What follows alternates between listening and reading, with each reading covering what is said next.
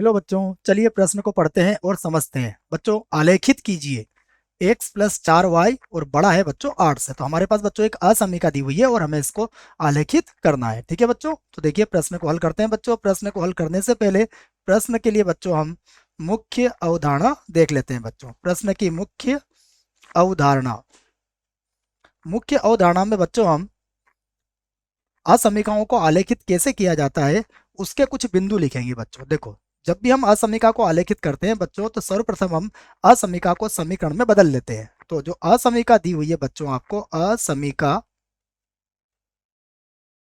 के संगत के संगत बच्चों हम क्या करते हैं, समीकरण लिखते हैं बच्चों।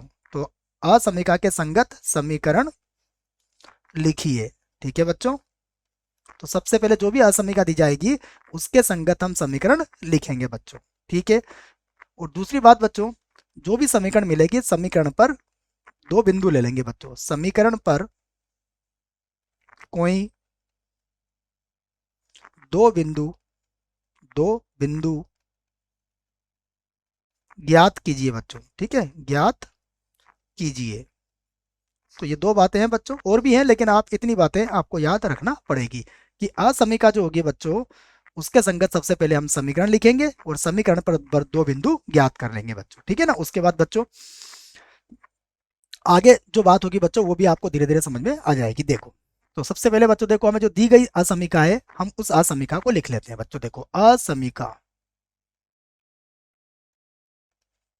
असमीका दी है बच्चों आपको x+4y और बच्चों बड़ा है किससे, 8 से। ठीक है बच्चों, तो अब इसके संगत क्या बना लेंगे, हम समीकरण बना लेंगे। तो इसके संगत संगत समीकरण। ठीक है बच्चों, तो देखो इसके संगत समीकरण क्या होगी बच्चों, इसके संगत समीकरण होगी x+4y और बराबर कितना हो जाएगा बच्चों, 8 हो जाएगा। ठीक है बच्चों, तो हमने उसके संगत समीकरण भी बना लिए।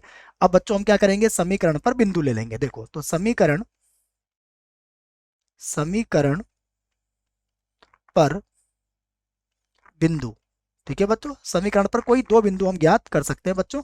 वह दो बिंदु कोई भी हो सकते हैं। सामान्यतः बच्चों हम क्या करते हैं, समीकरण में सबसे पहले x का मान 0 रखते हैं बच्चों। देखो यहाँ अगर x का मान 0 रखोगे तो देखो बच्चों y का मान क्या आएगा, 8/4 अर्थात 2 आ जाएगा।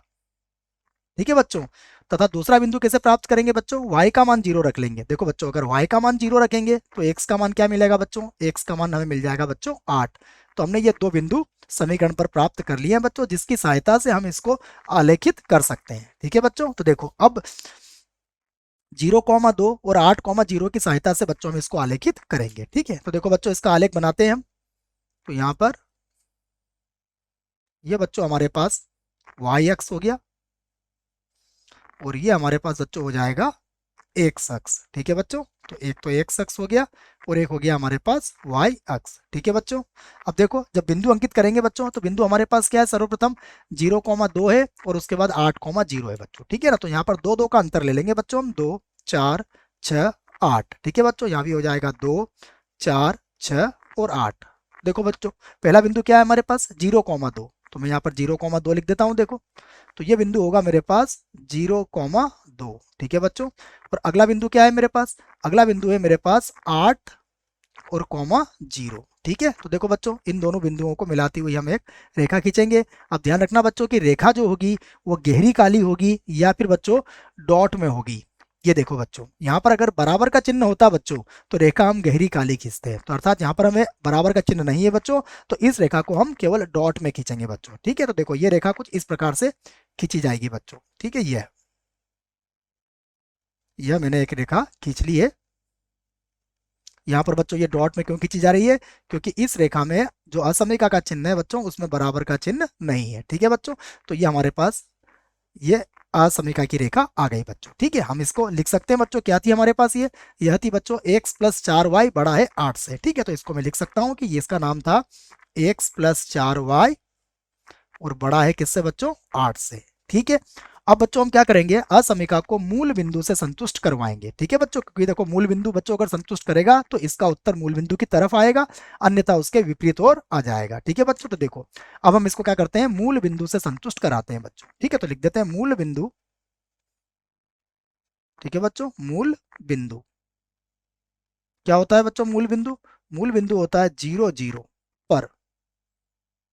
देखो बच्चों मूल बिंदु 0 0 पर क्या होगा, हम x का मान भी 0 रख लेंगे और y का मान भी बच्चों 0 रख लेंगे। ठीक है बच्चों, तो देखो रखने पर क्या होता है उसे देख लेते हैं हम। ये मैं पहले मूल बिंदु को टिक कर देता हूँ बच्चों। देखो मूल बिंदु पर क्या होगा बच्चों, यदि मैंने x का मान 0 रखा, उसके बाद प्लस देखो बच्चों y का मान 0 रखा, तो ये हो जाएगा 4 गुना 0, और यहाँ पर चिन्ह क्या है हमारे पास, ये बड़ा है बच्चों।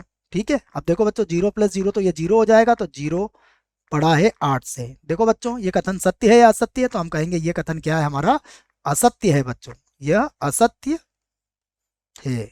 क्यों है बच्चों, क्योंकि 0 कभी 8 से बड़ा नहीं होता है। तो इसका अर्थ यह हुआ बच्चों कि हमारा जो उत्तर होगा बच्चों, वह मूल बिंदु उसमें सम्मिलित नहीं होगा।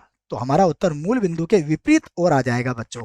विपरीत ओर आएगा बच्चों, तो हम ये जो भाग है मूल बिंदु का, यह भाग हम बच्चों क्या कर देंगे, छायांकित कर देंगे बच्चों। तो ये जो भाग आपको नजर आ रहा है बच्चों, यह भाग हमारा क्या हो जाएगा, छायांकित हो जाएगा बच्चों। ठीक है, तो इसको आप छायांकित कर देंगे, यही आपका आलेखीय निरूपण होगा बच्चों इसका। ठीक है, तो बच्चों ये हमारा क्या हो गया, हल क्षेत्र हो गया। हम यहाँ पर लिख सकते हैं कि यह जो भाग है हमारा, ये क्या है बच्चों, हल क्षेत्र या फिर हल समुच्चय भी बोल सकते हो इसको। ठीक है बच्चों, आशा करता हूं आपको इस प्रश्न का उत्तर समझ में आया होगा। धन्यवाद।